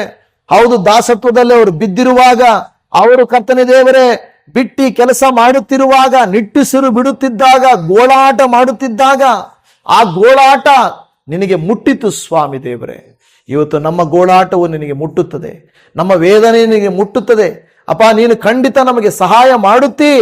ನಿನ್ನ ನಾಮಕ್ಕೆ ಕೋಟ್ಯಾನುಕೋಟಿ ವಂದನೆಗಳಪ್ಪ ದೇವರೇ. ಎಷ್ಟೋ ಜನರು ಆಸ್ಪತ್ರೆಗಳಲ್ಲಿ ಕೂಗುತ್ತಾ ಇದ್ದಾರೆ, ಎಷ್ಟೋ ಜನರು ಸಮಸ್ಯೆಗಳಲ್ಲಿ, ಸಾಲಗಳಲ್ಲಿ ಕೂಗುತ್ತಾ ಇದ್ದಾರೆ, ಎಷ್ಟೋ ಜನರು ಕುಟುಂಬಗಳಲ್ಲಿ ಕೂಗುತ್ತಾ ಇದ್ದಾರೆ, ಎಷ್ಟೋ ಜನರು ದುರಾತ್ಮನಿಂದ ಪೀಡಿತರಾಗಿ ಕೂಗುತ್ತಾ ಇದ್ದಾರೆ. ನಿನ್ನ ಶಕ್ತಿ ಅವರನ್ನು ಸ್ಪರ್ಶಿಸಲಿ ಸ್ವಾಮಿ. ನೀನು ಬಿಡುಗಡೆ ಕೊಡು, ನೀನು ಅವರನ್ನ ಕಾಪಾಡು, ಕೈ ಚಾಚು, ಅವರನ್ನ ಮೇಲೆತ್ತು, ಅವರ ಪರಿಸ್ಥಿತಿಗಳಿಂದ ಮೇಲೆತ್ತು ಎಂದು ಬೇಡಿಕೊಳ್ಳುತ್ತಾ ಇದ್ದೇವೆ. ಓ, ಪ್ರಾರ್ಥನೆ ಮಾಡ್ರಿ. ಅಪ್ಪ, ನಾನು ಮುಳುಗಿ ಹೋಗುತ್ತಾ ಇದ್ದೇನೆ, ನಾನು ಬಿದ್ದು ಹೋಗಿದ್ದೇನೆ, ಆದರೆ ನಾನು ಭಯಪಡುವುದಿಲ್ಲ. ಯಾಕೆಂದರೆ ನನ್ನನ್ನು ಮೇಲೆತ್ತುವ ಆತನು ಮನುಷ್ಯನಲ್ಲ, ನನ್ನನ್ನು ಮೇಲೆತ್ತುವ ಆತನು ಸರ್ವಶಕ್ತನು. ಆತನು ಸರ್ವಸ್ತಕ್ಕೂ ಸಮಸ್ತಕ್ಕೂ ಆಧಾರನು, ಸರ್ವಶಕ್ತನಾದ ದೇವರು. ನಾನು ಭಯಪಡುವುದಿಲ್ಲ. ಹೌದು ಸ್ವಾಮಿ, ನೀವು ನಮ್ಮನ್ನು ಅಲ್ಲೇ ಬಿಡುವುದಿಲ್ಲ. ನೀವೇ ನಮಗೆ ವಾಗ್ದಾನ ಕೊಟ್ಟಿದ್ದೀರಿ, ನೀವು ಕೇಳಿಕೊಳ್ಳ್ರಿ, ನೀವು ಮೊರೆ ಇಡ್ರಿ, ನಾನು ಬಿಡಿಸುವೆನು. ಹೌದು ಸ್ವಾಮಿ, ನಾನು ಬಿಡಿಸ್ತೇನೆ ಎಂದು ಹೇಳಿದ ದೇವರೇ ನಿನಗೆ ಸ್ತೋತ್ರ. ಇವತ್ತು ಮಾಡಿದ ಈ ಪ್ರಾರ್ಥನೆಗಳಿಂದ ಯಾರೆಲ್ಲ ತಮ್ಮ ಸಹಾಯಕ್ಕಾಗಿ ನಿಮ್ಮನ್ನ ಕೂಗ್ಕೊಳ್ತಾ ಇದ್ದಾರೋ, ಬೇಡಿಕೊಳ್ತಾ ಇದ್ದಾರೋ, ಅವರನ್ನು ಕನಿಕರಿಸಿರಿ ಎಂದು ಬೇಡುತ್ತಾ ಇದ್ದೇವೆ. ನಿನ್ನ ಆಶೀರ್ವಾದ ಕೃಪೆಗಳು ನಮ್ಮೆಲ್ಲರ ಮೇಲೆ ಇರಲಿ ಅಪ್ಪ. ಓ ಕರ್ತನೇ, ಕಾಪಾಡು. ಓ ಸ್ವಾಮಿ, ನನ್ನನ್ನು ಕರುಣಿಸು ಎಂದು ಬೇಡುತ್ತಿರುವ ಪ್ರತಿ ದೇವಜನರ ಮೇಲೆ ನಿನ್ನ ಆಶೀರ್ವಾದವು ನಿತ್ಯ ನಿರಂತರವಾಗಿರಲಿ. ನಮ್ಮ ಮೊರೆಯನ್ನು ಆಲಿಸಿದ್ದಕ್ಕಾಗಿ ಸ್ತೋತ್ರ, ನಮ್ಮನ್ನು ಕರುಣಿಸಿದ್ದಕ್ಕಾಗಿ ಸ್ತೋತ್ರ. ನಮ್ಮ ನಿರೀಕ್ಷೆ ಸುಳ್ಳಾಗದಿರಲಿ, ನಮ್ಮ ನಂಬಿಕೆ ಹಾಳಾಗದಿರಲಿ. ನಾವು ಮನುಷ್ಯರ ಕಡೆಗೆ, ಲೋಕದ ಕಡೆಗೆ ನೋಡದ ಹಾಗೆ ನಿನ್ನ ಕಡೆಗೆ ನೋಡುವುದಕ್ಕೆ ನಮಗೆ ಸಹಾಯ ಮಾಡಬೇಕೆಂಬುದಾಗಿ ಅಪ್ಪ. ಎಷ್ಟೋ ಜನರು ಒಂಟಿತನದಲ್ಲಿ, ಸಾಲಗಳಲ್ಲಿ, ಕಣ್ಣೀರಿನಲ್ಲಿ, ರೋಗದಲ್ಲಿದ್ದಾರಲ್ಲ, ಅವರನ್ನು ನಿನ್ನ ಮೇಲಕ್ಕೆತ್ತಪ್ಪ. ಅವರಿಗೆ ಈ ಲೋಕದಲ್ಲಿಯೂ ಪರಲೋಕದಲ್ಲಿಯೂ ನಿನ್ನ ಆಶೀರ್ವಾದಗಳು ಸಿಗಲಿ ಎಂದು ಬೇಡಿಕೊಳ್ಳುತ್ತಾ ಇದ್ದೇವೆ. ಮೊರೆಯನ್ನು ಆಲಿಸಿದ ಕರ್ತನೇ ನಿನಗೆ ಸ್ತೋತ್ರ ಮಾಡುತ್ತಾ, ಎಲ್ಲ ಸ್ತುತಿಗನ ಮಾನ ಮಹಿಮೆ ನಿನಗೆ ಸಲ್ಲಿಸುತ್ತಾ, ನಮ್ಮ ರಕ್ಷಕನಾದ ಯೇಸು ಕ್ರಿಸ್ತನ ಪ್ರೀತಿಯುಳ್ಳ ಮಧುರವಾದ ನಾಮದಲ್ಲಿ ಪ್ರಾರ್ಥಿಸುತ್ತೇವೆ ಪರಮ ತಂದೆಯೇ. ಆಮೇನ್, ಆಮೇನ್, ಆಮೇನ್.